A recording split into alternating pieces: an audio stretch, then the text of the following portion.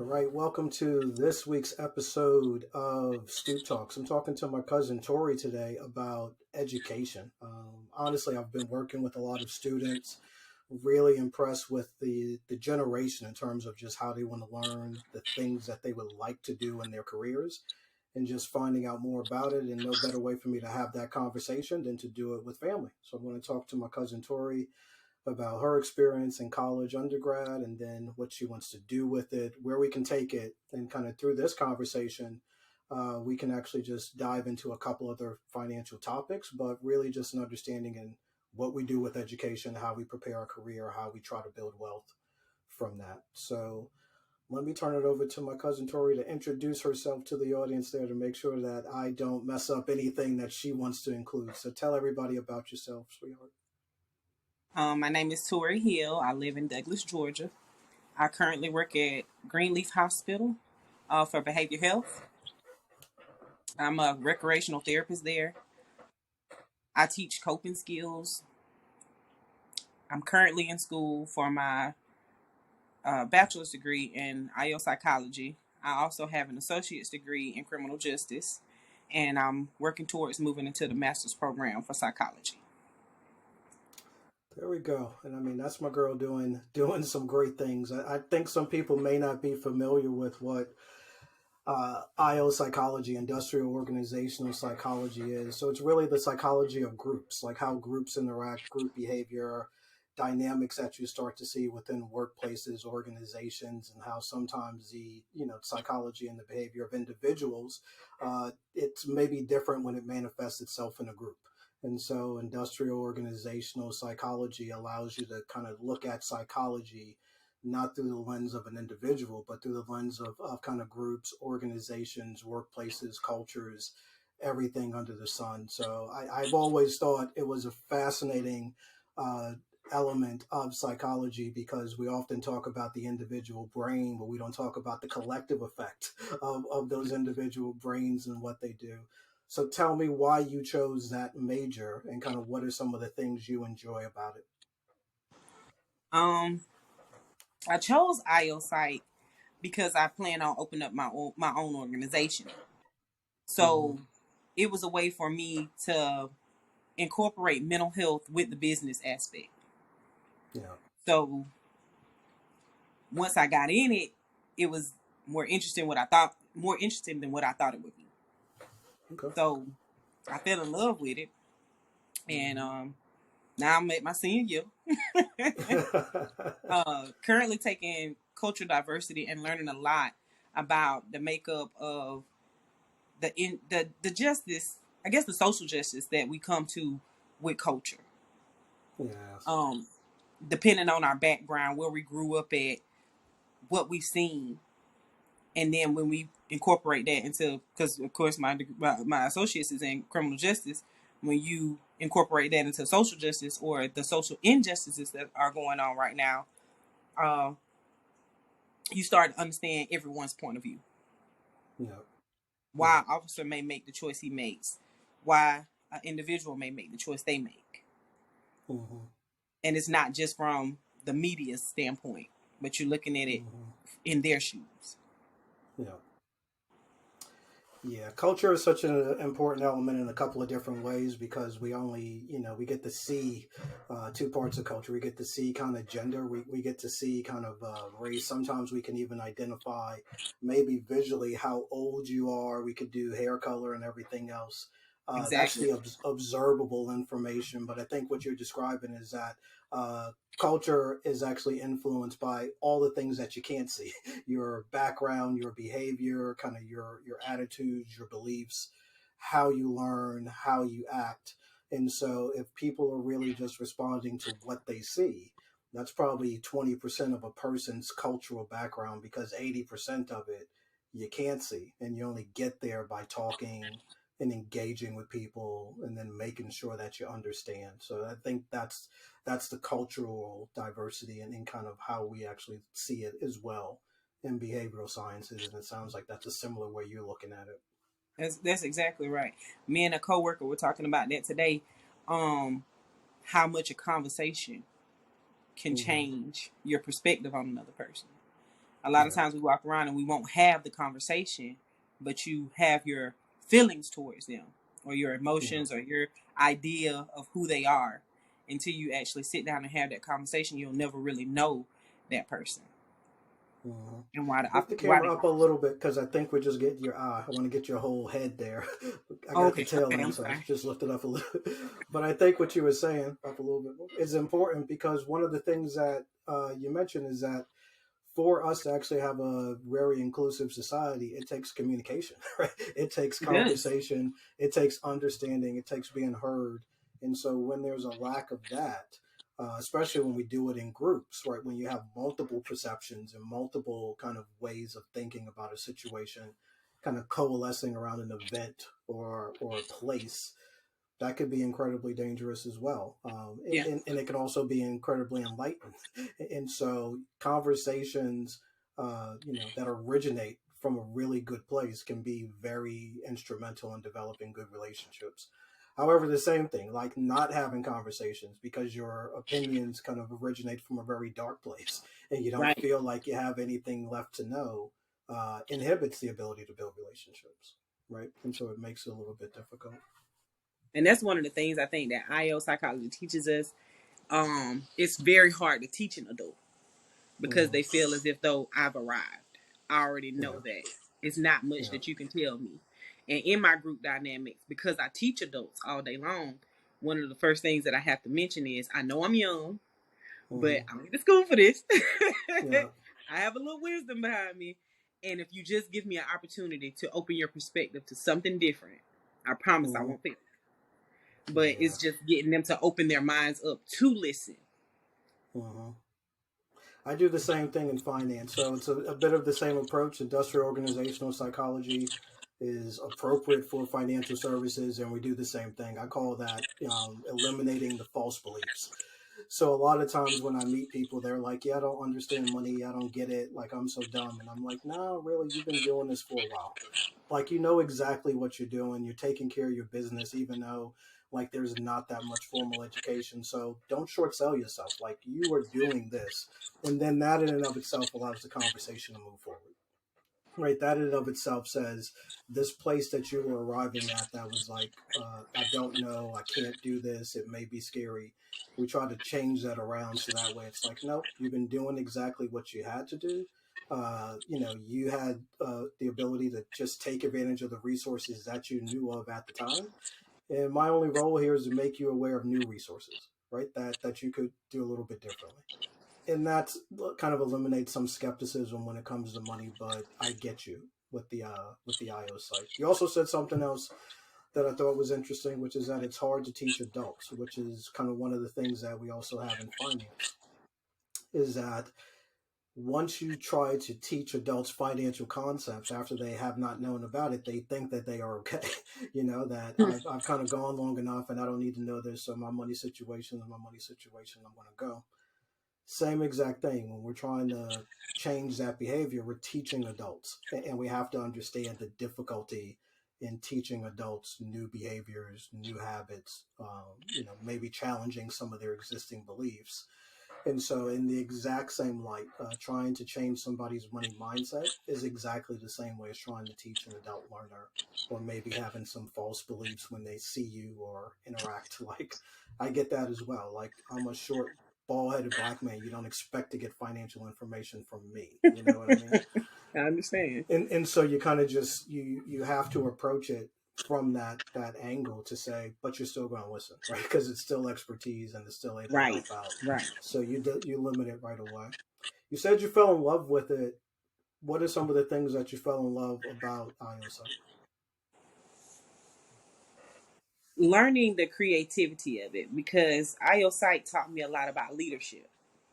Mm-hmm. And when I first stepped in, I was like a lot of the adults we were talking about. I didn't understand a lot about leadership, Yeah. but by me opening my perspective, I've learned it's not telling people what to do. It's Mm-hmm. meeting them where they're at so that you can help them get to where they need to be. Exactly. So it's almost a service. It is a service. Leadership is a Mm-hmm. service in my perspective. Yeah. So When I go into my groups and I'm teaching them different things, it was like you were saying about the finances. They feel like I've been doing it like this all my life. What's wrong with it? Not Yeah. understanding it's an unhealthy way of thinking. Correct. Correct. So it may be working for you now, but is it going to work for your future? What Hmm. is it? What is it going to look like for your kids? What is Yeah. it? How is it affecting your work life? How's it Yeah. affecting your life? Because if Yeah. you're here at this point, obviously you need help. You're here talking to me, Yeah. so you need this help. Yeah. So how can you say what I'm going to teach you isn't going to help you until you actually open up your perspective to Exactly. This happens a lot in finance as well because it is really about creating this awareness, right? Like you have like it? there's It's an awareness. awareness that I need help, like things aren't going where they at, like I have been doing things this way, but they may not be the right way. And so you have to have this awareness that, you don't like things where they are, right? Just call it be where your feet are. Right. So if you try to be where your feet are and you just acknowledge, hey, I'm not happy there, you have choices, right? Reflect on your past, see how you got to this point, try to change today so that way tomorrow looks a little bit different, but it's not Right. stuck. And so Right. I think that's what makes it difficult is when some people try to say, oh, I'm stuck, I can't move. It's like, no, you can, right? You You just have can't. to take that first step. So I see the same My dog is exact back. thing. Oh no, that's cool. Dogs listen to. Now, when it comes to finance, it actually has the same type of characteristics as leadership, right? The goal is never to try to convince someone to do something that they don't want to do, right? The goal Mm-hmm. is to give you alternatives and provide information, at this intersection of I need help and I needed somebody to go to, and here's where I'm at, right? And you have to meet them at that place to be able to help them move forward, right?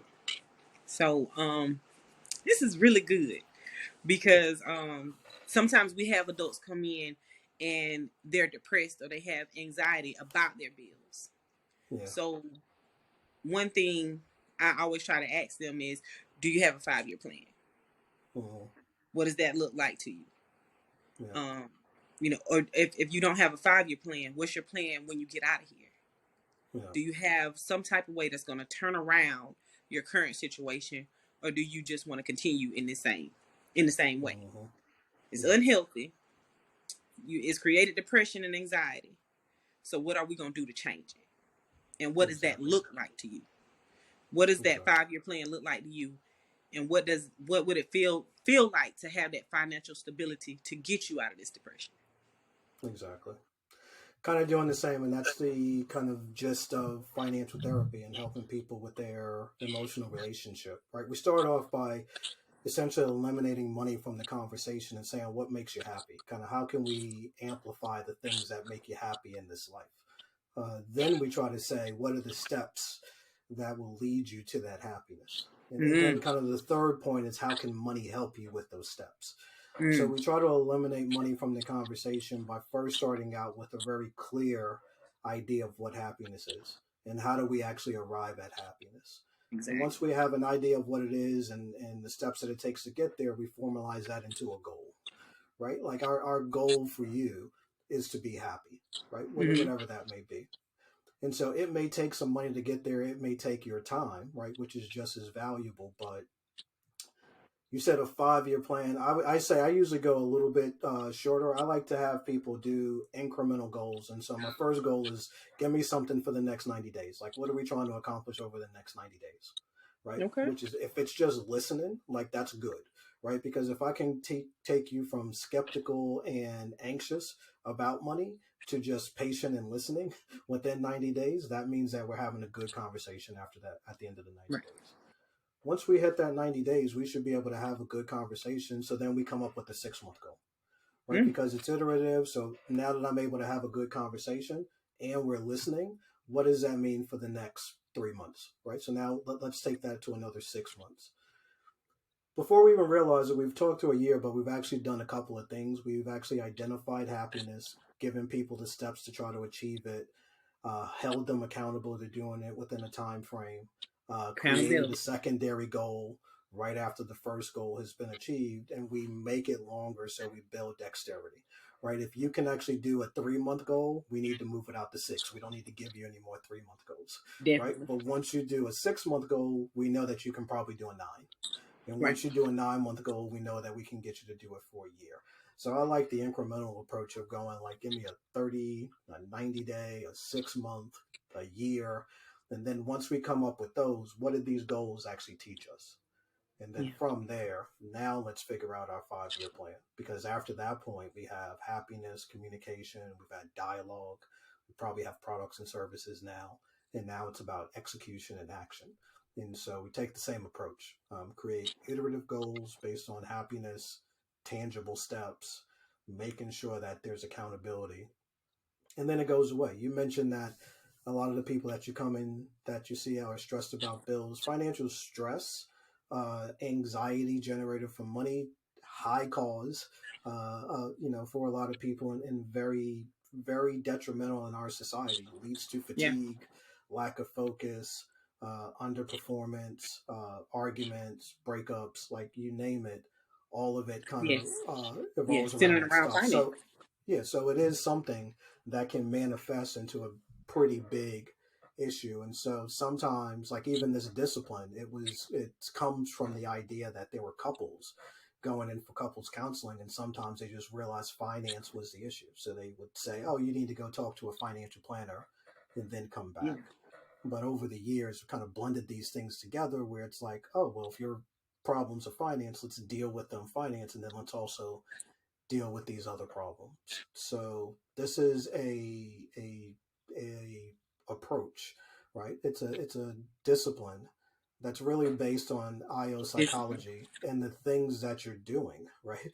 With the same exact concepts that you're using for people in leadership, but in this case, we're just applying it to finance.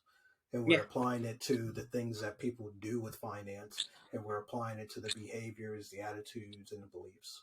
But it's the exact same thing, because people will actually do herd behavior with their finances. Like like we just saw that with the lottery, right?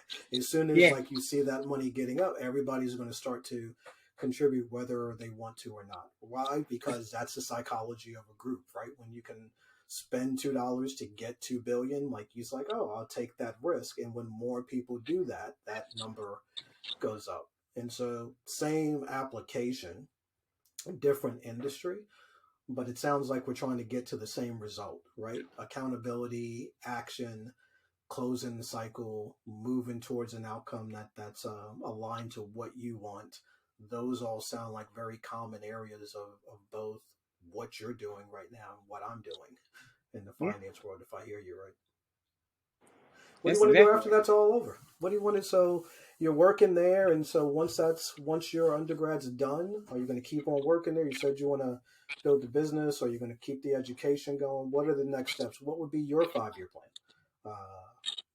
I'm currently in that in the situation? third year of my 5 year Third plan. year. Okay, so there we go. So you Third have year. your 5 year plan and Yeah, already third taken it. year of Okay. 5 year.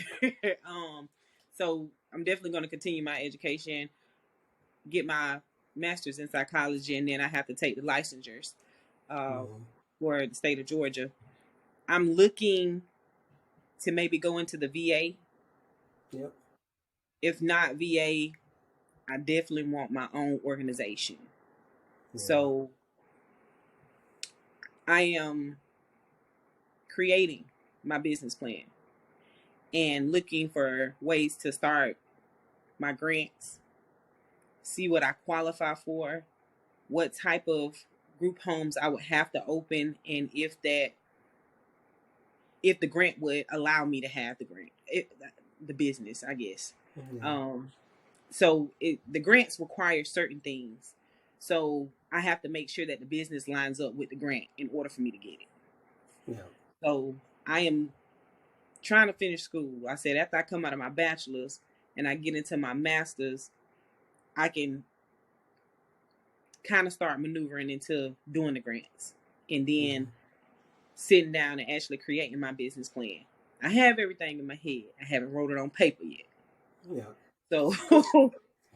but I know once I Good. write it on paper, I'm ready to take off at that point. I don't want to Mm-hmm. come sideways because You never know who you can come to, and they're like, they ready for this business plan, but if you're not ready, you're just talking.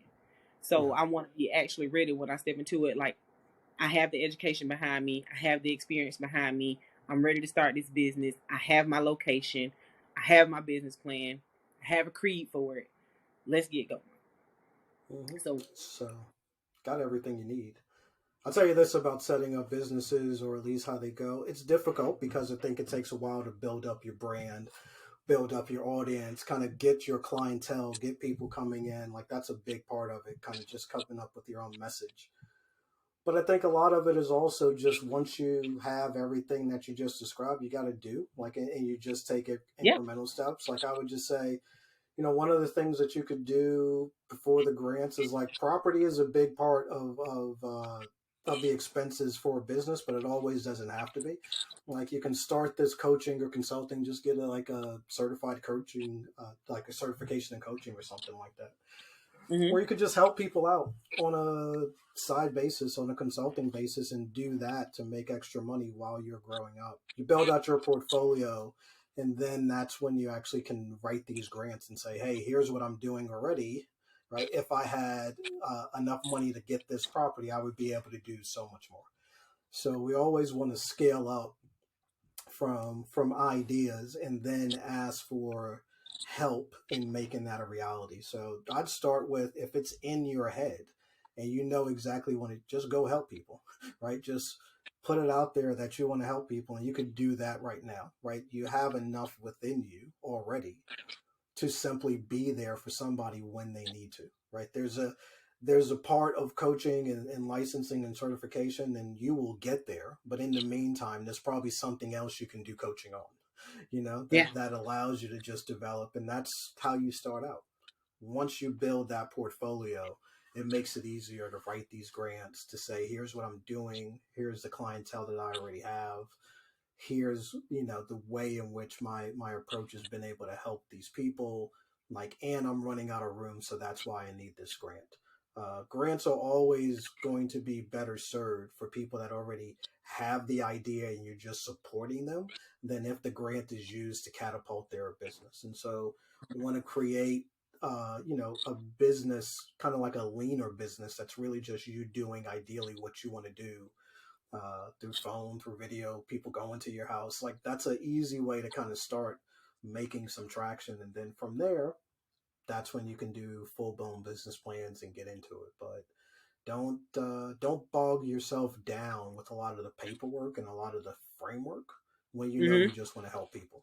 Like when you yeah, know that you can help people, when you know that you have that ability, and the only thing that's stopping you from doing it is you. Like you just have to get out your way. And so everything that you just described for the future, right, seems like something you can do right now. And so that's how I would just encourage you to think. It ain't something that is out there in the future. It's really something you can do right now at a much smaller scale, and then it'll just grow from there. yeah, And that's how you build businesses. You scale them up, right? They don't create themselves out of the air, but you start off with one or two conversations. It ends up being 100 or 200 at some point, and the next thing you know, it's starting to be something that's kicking and howling. So that's the advice I would give you, my dear. Uh, do right now, because you can. No yeah. need to wait, and then let it happen. Like let it flow, change it, pivot it, iterate it. That's what this is all about. Like that's what, if you want to help people, you have to find new ways to do it, and sometimes these are the ways that you find to do it. So all the best of luck. I have no doubt you will be successful when you do that. I have enjoyed all of this conversation, and it's been helpful just learning more about the IO psych, and just being able to explain that to a wider audience through both lens of a behavioral health center, but then also using those exact same elements and approaches to handle financial matters, was a good conversation in and of itself, and I'm sure our family can benefit from it. I know I'm benefiting from learning about you and then making these correlations. So thank you for your time. It has been awesome, Tori. Always love seeing you. You smile and kind of talk just like your dad. So I I always know. kind of have that. Um, miss him. immensely. Really, it's just great to talk to you and like everybody because we haven't talked in a while. But great to do this project so that way we have a chance to share insights with not only our family but with everybody and some of the things that we're doing. So thanks for being a part of it. All right, thank you.